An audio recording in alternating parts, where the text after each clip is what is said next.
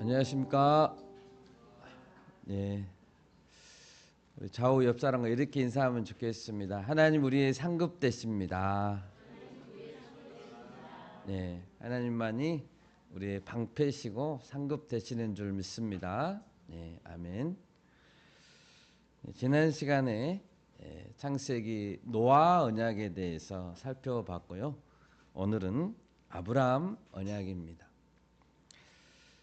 창세기 오늘 15장을 읽었는데요. 앞장인 14장에 보면 아브라함은 동방에서 온 연합군에게 잡혀간 조카 롯을 구출해 옵니다. 이때 아브라함은 남쪽 가나안 땅 남쪽 헤브론에 살고 있었는데요. 멀리 북쪽에 있는 다마스커스 근처까지 올라가서 야간 기습 작전을 해서 조카를 구출해 왔습니다. 아브라함과 그의 군사들이 기습 작전 중에 이동한 거리는 무려 300km라고 합니다. 어마어마한 거리를 가서 구출해 왔죠. 하마터면 조카를 잃을 뻔했었습니다. 그런데 이 성공적인 구출 작전 이후에 아브라함의 마음이 힘들어졌습니다. 아브라함은 본래 가나안 사람이 아니었죠. 지금의 이라크 지역인 갈대아 우루 지역에서 하나님이 부르신 자입니다. 그런데 가나안 땅에 들어온 지 10년쯤이 지난 이 당시에도 자기의 소유의 땅이 한 평도 없었고, 그리고 더군다나 자식도 없었습니다. 자신은 늙어서 이제 85세 정도가 됐습니다. 언제 다시 동방의 연합군이 쳐들어올지도 복수하러 올지도 모르고, 주변의 도시 국가들의 왕들도 경계의 눈으로 자기를 바라보고 있었기 때문입니다. 자기 집에서 기르고 훈련된 자들이 14장에 보면 약 300명 이상 있었는데요. 그들을 믿을 수만은 없었습니다. 그래서 본문 1절에 보시면 이때 하나님께서 아브라함을 찾아오셔서 아브라함아 두려워하지 말라라고 말씀하셨습니다. 가장 먼저 아브라함아 두려워하지 말라라고 하신 것은 이때 당시 아브라함은 두려움 가운데 있었기 때문입니다. 여러분 두려워하지 마십시오. 네, 아멘. 우리도 살면서 두려움 가운데 사로잡힐 때가 많습니다. 불안함, 두려움. 사람들이 일반적으로 의지하는 것들이 내겐 아직 없을 때 우리는 두려워합니다.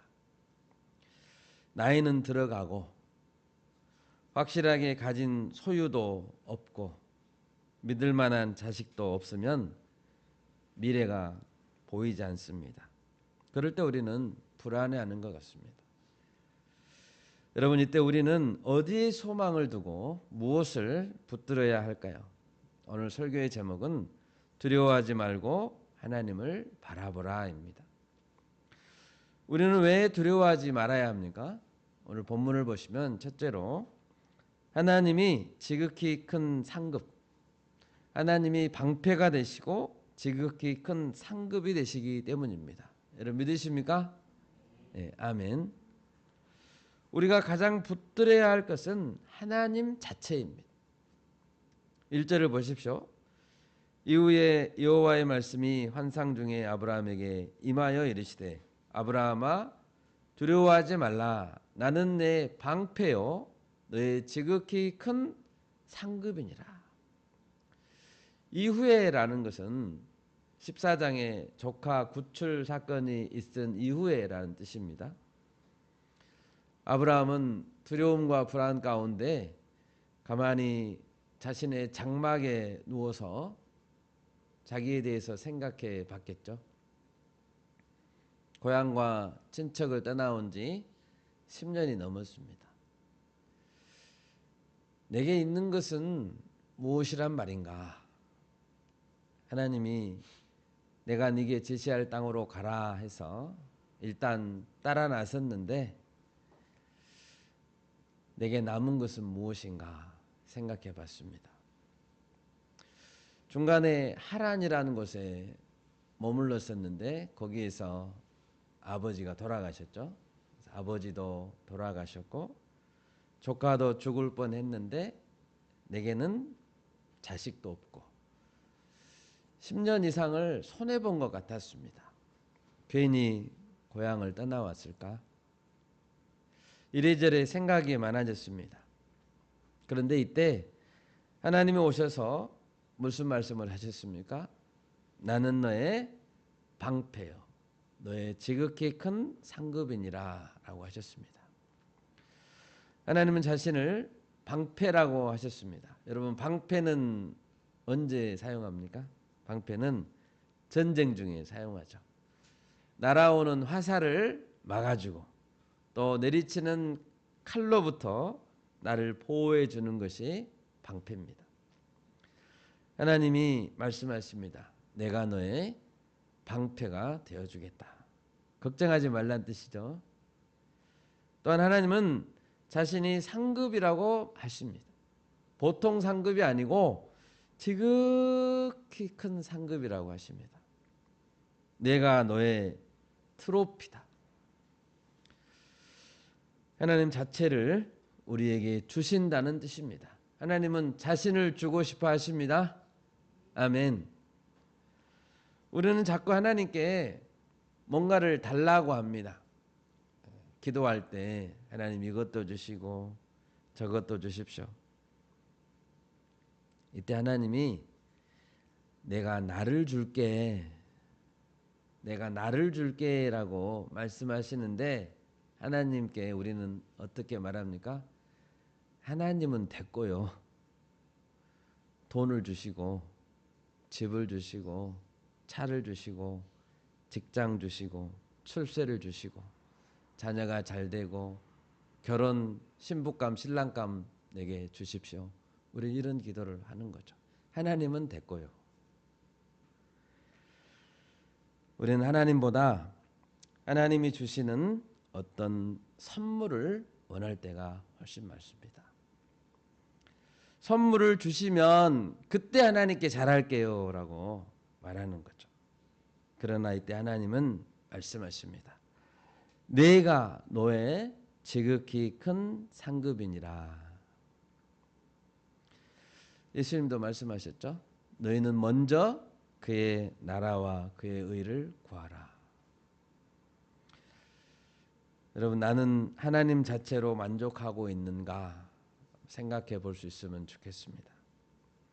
여러분, 왜 하나님은 아브라함을 부르시고 100살의 아들을 주셨을까요? 오늘 본문에서 말씀하실 때 85세 정도 됐다고 했습니다. 하란을 떠날 때는 75세였습니다. 85세니까 지금까지 10년을 기다렸고 앞으로 또 15년을 기다려야 그때 아들을 주세요. 준다 해놓고 수십 년을 기다리게 하십니다. 왜 그러셨을까요? 오랜 시간 동안 아브라함이 자식에게 대한 소원이 컸기 때문입니다. 하나님 한 분으로 만족하고 모든 것을 하나님께 맡길 때까지 인내와 연단의 과정이 필요했기 때문입니다. 모든 인간적인 기대를 다 내려놓고 이제는 내 생각에도 안 되고 다른 사람들이 생각해도 안 된다고 했을 때 그때 하나님은 응답하셨습니다. 하나님만이 할 수 있다고 할 때 하나님이 하셨습니다. 둘째로 우리는 왜 두려워할 필요가 없습니까? 셀 수 없는 자손을 주신다고 하나님이 약속하셨기 때문입니다. 2절을 보십시오. 아브라함은 하나님의 말씀을 듣고 2절에 보시면 어떻게 반응했습니까?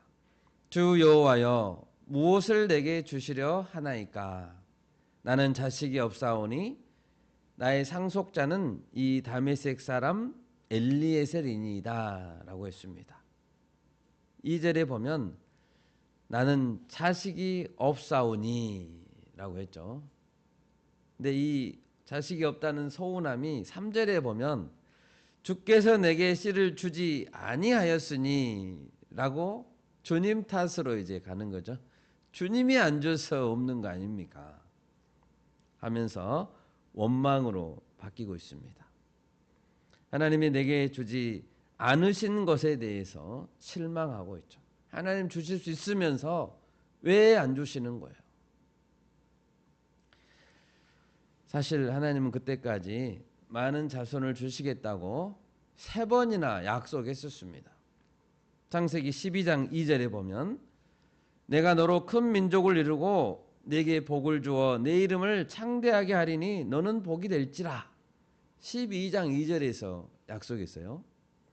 또 12장 7절에서도 내가 이 땅을 네 자손에게 주리라. 자손이라는 것은 자식부터 시작해야 되잖아요. 아들부터. 또 13장 16절에서도 내가 네 자손이 땅에 티끌 같게 하리니 사람이 땅에 티끌을 능히 셀 수 있을진데 네 자손도 세리라. 이렇게 여러 차례 많은 자손을 주시겠다고 말씀했습니다. 그런데 아직도 아들이 생길 기미조차 보이지 않습니다. 그래서 아브라함은 내 집에서 길린 자가 내 상속자가 될 것입니다 라고 말했습니다. 더 이상 기다리지 못하겠다는 뜻이죠. 저는 기다리지 못하겠습니다. 어쩌면 그 당시 문화에 비춰보면 당연하고 자연스러운 것입니다. 아들이 없으면 양자를 들여서 입양한 양자에게 상속하는 것이 그 당시의 관례였습니다. 그러나 하나님은 단호하게 거절했죠. 4절입니다. 여호와의 말씀이 그에게 임하여 이르시되 그 사람이 네 상속자가 아니다 라고 했습니다. 그건 아니다. 네 몸에서 날 자가 네 상속자가 되리라 라고 했습니다. 법적인 자격을 갖춘 상속자, 입양한 자가 아니라 친아들이 있을 것이다 라고 말씀하신 것입니다. 인간적인 방법 또는 문화적으로 통용되는 방법이 아니라 하나님의 능력으로만 가능한 아들이 생길 것이라는 뜻입니다. 여기에서 네 몸에서 날짜라고 하나님이 말씀하셨는데 네 몸에서 날짜란 어떤 자를 가리킬까요? 아브라함만으로도 될까요? 아니면 아브라함과 사라 둘 사이에서 난 아들이어야 할까요?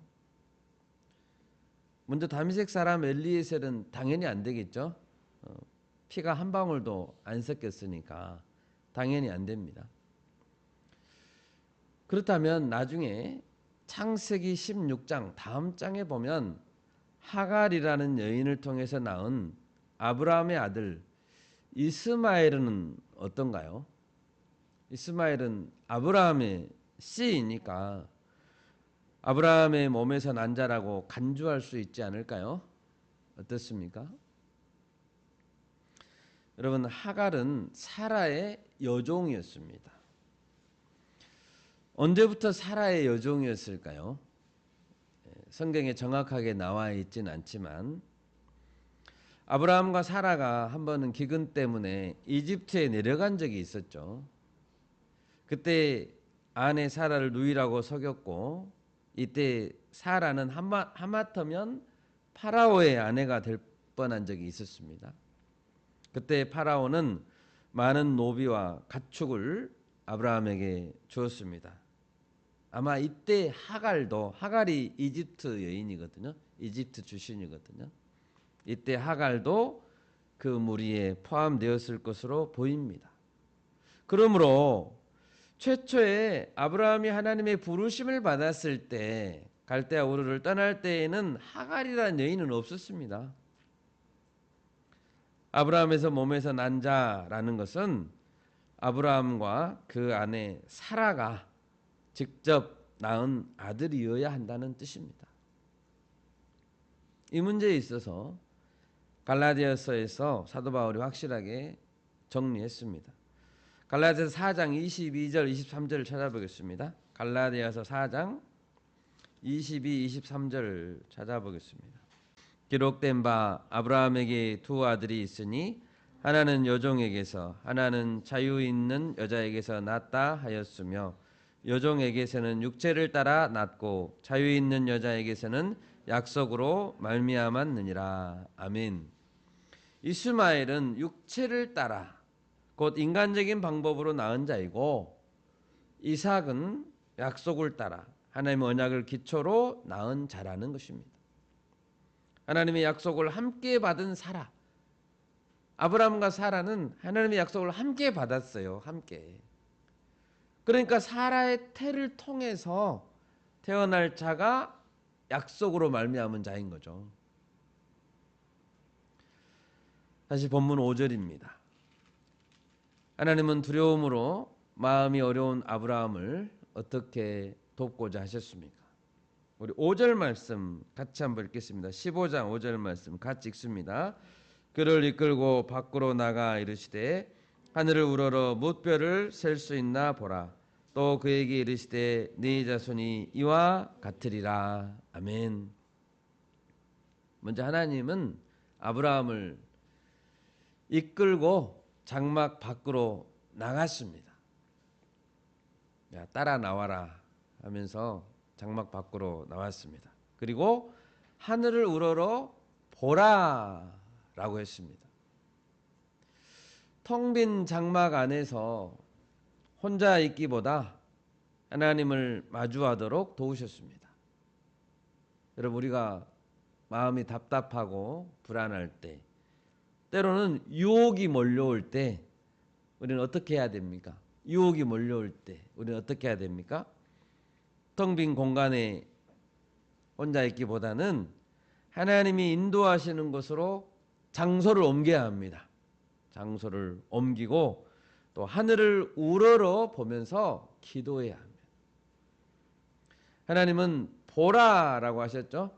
너의 시선을 장막 안에 있는 데서 하늘로 옮겨라는 거죠. 시선을 옮겨라. 우리는 무엇을 보는가가 중요합니다. 무엇을 바라보는가가. 하나님은 하늘을 우러러 보라라고 했습니다. 우리는 시선을 옮겨서 하나님이 우리에게 보여주시는 것을 보아야 합니다. 그럼 하나님은 무엇을 보기를 원하셨습니까? 장막 밖에는 밤하늘이 있었습니다. 밤이었습니다. 밤하늘에 박혀있는 셀 수 없는 뭇별이었습니다. 여러분, 뭇별은 하나님의 창조의 세계입니다. 하나님은 창조의 넷째 날 별들을 만드셨습니다. 아브라함이 바라봐야 될 하나님은 창조주 하나님이십니다. 하나님이 창조하셨습니다. 아멘. 하나님은 무에서 유를 만드신 분입니다. 없는 것을 있는 것 같이 부르시는 하나님이십니다. 없는 것을 있는 것 같이 부르신다고요. 로마서 4장 17절 제가 읽겠습니다. 기록된 바 내가 너를 많은 민족의 조상으로 세웠다 하심과 같으니 그가 믿은 바 하나님은 죽은 자를 살리시며 없는 것을 있는 것으로 부르시는 이시니라. 우리는 두려울 때 창조주 하나님, 지금은 하나도 없지만 없는 것을 있는 것처럼 부르시는 하나님을 바라봐야 합니다. 아멘. 하나님은 하늘을 우러러 별을 보고 있는 아브라함에게 말씀했습니다. 한번 세볼래? 라고 했습니다.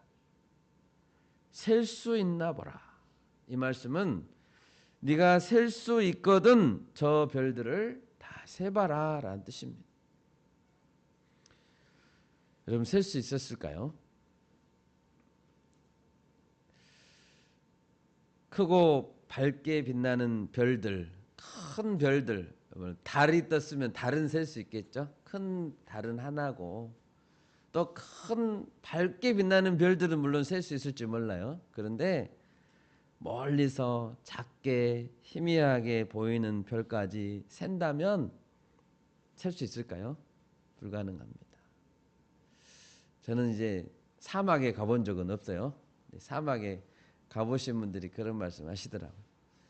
밤하늘에 지평선이 보이는 넓은 공간에서 이렇게 별들이 쏟아지는 별들이라고 하잖아요. 쏟아지는 별들 같은 별들을 보고 있으면 온통 하늘이 별인데 그 별이 어디서 반짝반짝 하냐면 내 코앞에서 반짝반짝한대.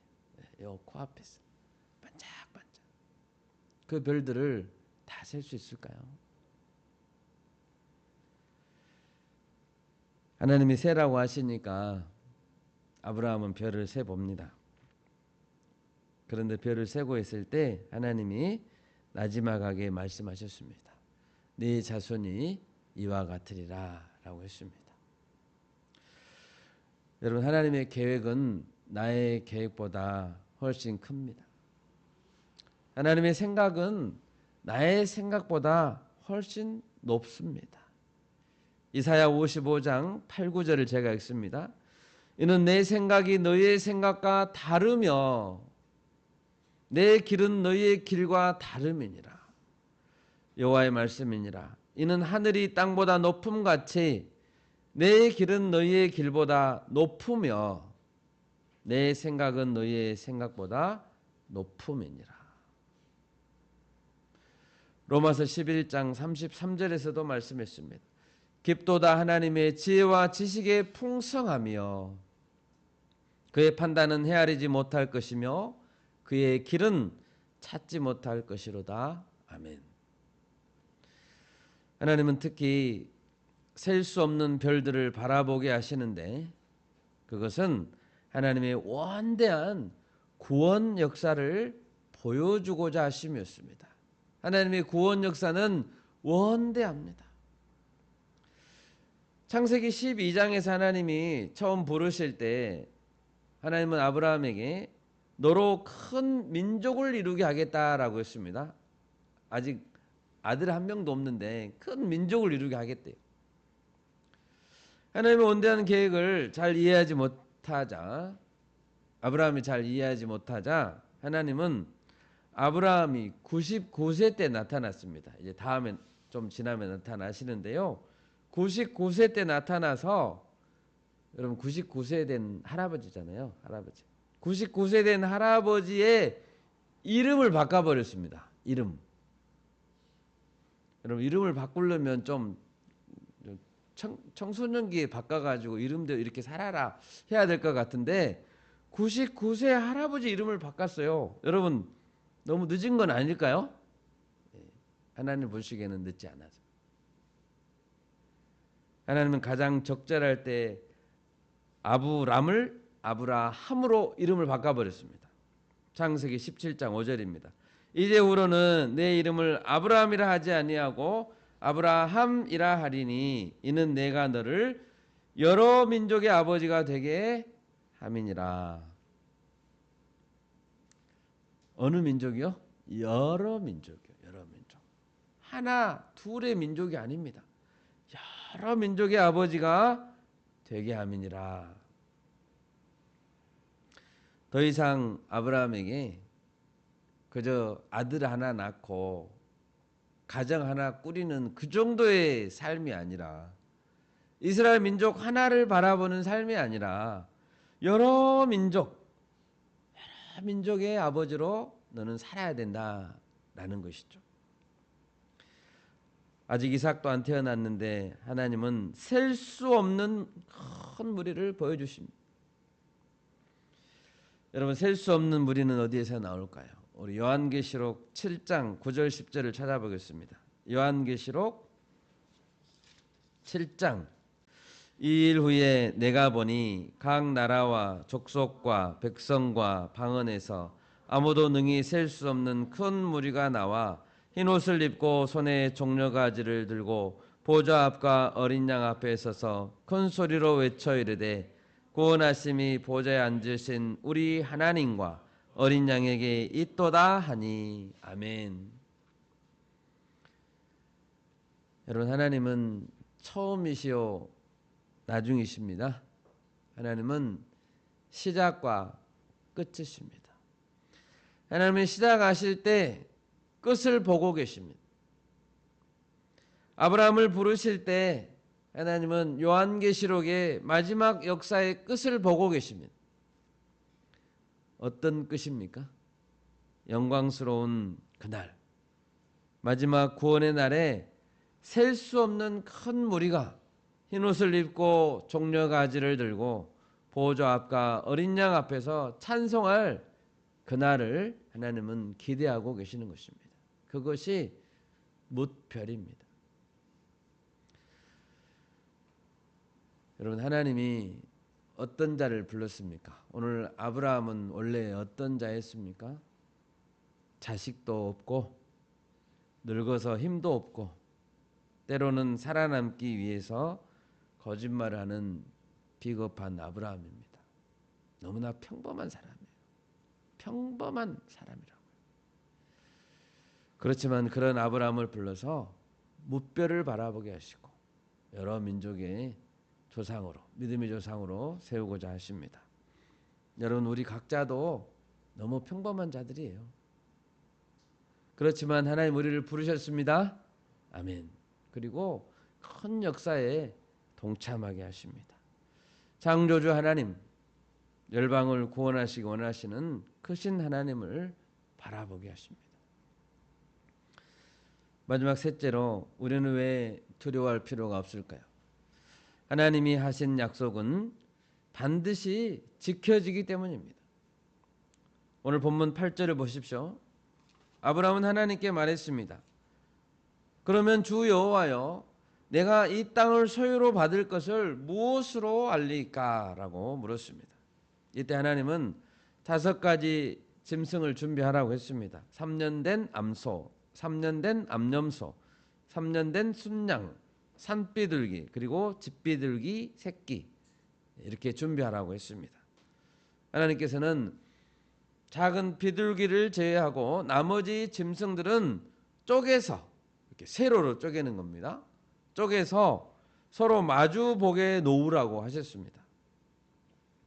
이렇게 쪼개서 놓으라고 하신 것은 고대 그 당시 문화에서 계약을 할 때 짐승을 반으로 쪼개고 그 사이를 함께 두 계약의 당사자가 그 쪼갠 짐승 사이로 함께 지나감으로써 언약을 확증하던 것을 하나님이 그대로 하시겠다는 뜻입니다.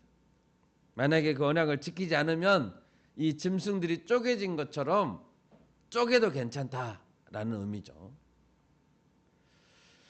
여러분, 하나님은 사람이 아닙니다. 그래서 거짓말을 하지 않으십니다. 인생이 아니시니 후회가 없습니다. 그러나 하나님은 확증을 요구하는 아브라함에게, 아브라함이 이렇게 확증을 요구하니까 하나님 편에서 보면은 가소롭죠. 야, 내가 한다면 한 거지, 네가 확증을 요구할 수 있냐? 이럴 수도 있지만 하나님은 확증을 요구하는 아브라함을 책망하지 않으시고 아브라함이 이해하는 수준까지 낮아지시기로 했습니다. 그래? 그러면 네가 이해하는 수준까지 내가 낮아져서 계약을 해줄게 라는 거죠. 그의 요구를 들어주시고자 하신 것입니다. 여러분, 우리를 이해시키시려는 자비로운 하나님께 감사드립니다. 아멘. 12절을 보십시오. 아브라함은 기다리다가 잠이 들었습니다. 하나님은 잠든 사이에 13절에서 16절까지 장차 될 일에 대해서 환상 중에 말씀해 주셨습니다. 그리고 17절을 보십시오. 해가 져서 어두워졌습니다. 이때 아브라함의 눈에는 연기 나는 화로가 보였습니다. 그리고 불타는 횃불이 쪼갠 고기 사이로 지나갔습니다. 불타는 횃불은 하나님을 상징합니다. 원래 그 당시에 계약을 하려면 계약의 두 당사자가 함께 쪼갠 고기 사이로 지나가야 하거든요. 그런데 하나님은 아브라함은 놔두시고 홀로 자신이 쪼갠 고기 사이로 지나갔습니다.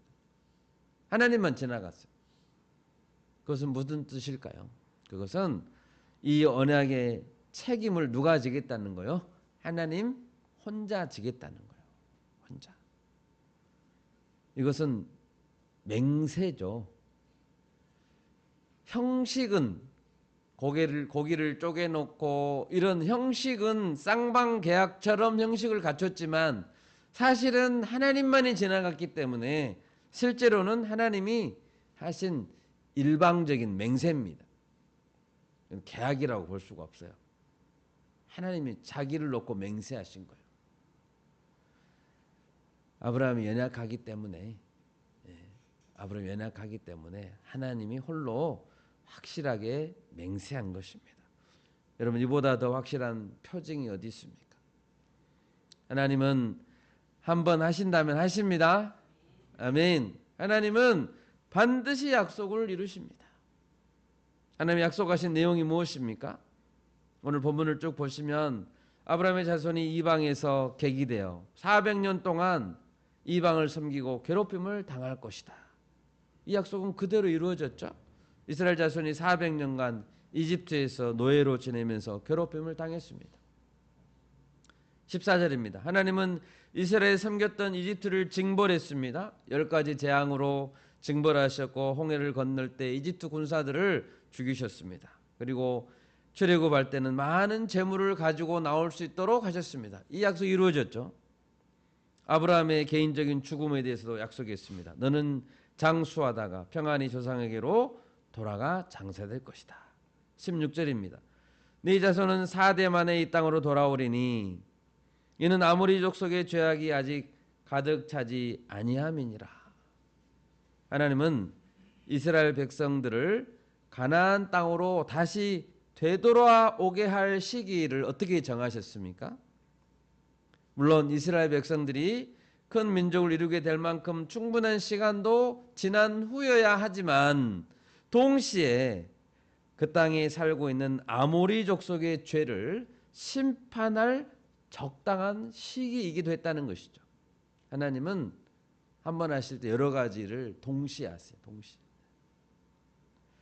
특히 하나님은 이 언약식을 체결한 직후에 어떤 말씀을 하셨습니까? 우리는 그것을 주목해 봐야 되는데요. 18절에 보시면 내가 이 땅을 애굽 강에서부터 그 큰 강 유브라데까지 네 자손에게 주겠다라고 했습니다. 추노니라고 하셨습니다. 여기에서 추노니라는 이 동사는 히브리어 원어에서 시제가 현재 완료 시제입니다. 현재 완료 시제. 지금 이 말씀을 하고 있는 하나님께서 하고 있는 이때 이 현재 완료된 시제라고요. 이 형태는 문장에서 주어의 행동이 이미 끝났다는 것을 말합니다. 그리고 확실한 상태라는 것을 전달하기 위해서 현재 완료 시제를 사용합니다. 그러니까 이 언약식이 끝남으로써 끝남과 동시에 애굽 강에서부터, 여러분 애굽 강이란 건 저 남쪽이잖아요. 애굽 강에서부터 저 큰 강 유브라데 경계까지 거의 터키까지 올라가는 거리예요. 약 800km가 넘습니다. 이 넓은 영토를 아브라함에게 소유권으로 이미 줘버렸다는 뜻입니다. 소유권 등기에 도장을 찍어버렸다는 뜻이에요. 이미 너한테 줬다는 뜻입니다. 소유권 이전이 아브라함으로 완료돼 버렸습니다. 여러분, 아브라함에게는 아직 자식이 없어요. 이삭이 없어요. 이 언약을 줄 때로부터 15년이 더 지나야 100살이다니까요. 그때 이삭이 나온다니까요. 그런데 하나님은 소유권 이전에 등기에 도장을 찍어버렸어요. 너한테 줘버렸다. 이제 네 거다. 하나님은 이미 그 땅을 주셨습니다. 다른 족속들이 살고 있는 땅이에요. 실제로 그 땅을 다 차지할 때까지, 이스라엘 자손들이 그 땅을 다 차지할 때까지 얼마나 걸리는 줄 아세요? 이삭과 야곱이 태어나고 400년간 이집트에서 종살이 해야죠. 모세와 여호수아가 그들을 이끌고 광야를 지나서 정복 전쟁을 했죠. 그 다음에 사사기 시대에 300년이 지나야 됩니다. 사사기 시대에 지나면 사울 왕이 세워지고 다윗 왕이 세워지고 솔로몬 왕이 세워집니다. 솔로몬 왕 때 이게 이루어져요. 이집트에서부터 유브라데 강까지. 그러니까 지금 이 시점에서 창세기 15장 시점에서 최소한 1000년이 지나야지 이 약속이 이루어집니다. 1000년. 그런데 하나님이 그 소유권 이전시켜줬다 도장 찍으신 거예요. 하나님 이런 분이에요. 하나님의 스케일이 얼마나 크십니까? 여러분 조급해하지 맙시다. 아멘. 조급해하지 맙시다. 하나님은 이 순간 기나긴 역사를 한순간에 보여주십니다. 1000년 후에 있을 이스라엘 민족의 영토를 이미 주신 거예요. 역대하 9장 26절입니다. 역대하 9장 26절. 솔로몬 때입니다. 솔로몬이 유브라데 강에서부터 블레셋 땅과 애굽 지경까지 모든 왕을 다스렸으며. 아멘. 하나님은 한번 하신다면 하십니다. 말씀을 맺겠습니다. 여러분 두려움을 내려놓읍시다. 아멘. 하나님을 섬긴다고 섬기는데 눈에 보이는 보상이 없다고 원망하지 마십시오. 하나님 말씀하십니다. 내가 너의 방패고 내가 너의 지극히 큰 상급이다. 하나님은 우리가 크신 하나님을 바라보기 원하십니다. 열방의 구원을 향한 하나님의 광대한 계획, 영원한 계획을 생각하기를 원하십니다. 하나님은 지금 아브라함에게 자식이 한 명도 없다는 것을 알고 계세요. 그런데 열방을 구원하기 위한 무뼈를 바라보게 하십니다. 자식이 없지만 무뼈를 바라봅시다. 아멘. 내가 약속을 지키지 않으면 내 몸을 쪼개라. 분명히 하나님이 지키신다는 것이죠. 하나님은 자기 몸이 두 쪽 나도, 하늘이 두 쪽 나도 약속은 지키십니다. 하나님을 믿고 우리가 열방 구원 역사에 동참할 수 있기를 바랍니다. 아멘. 제가 기도하겠습니다.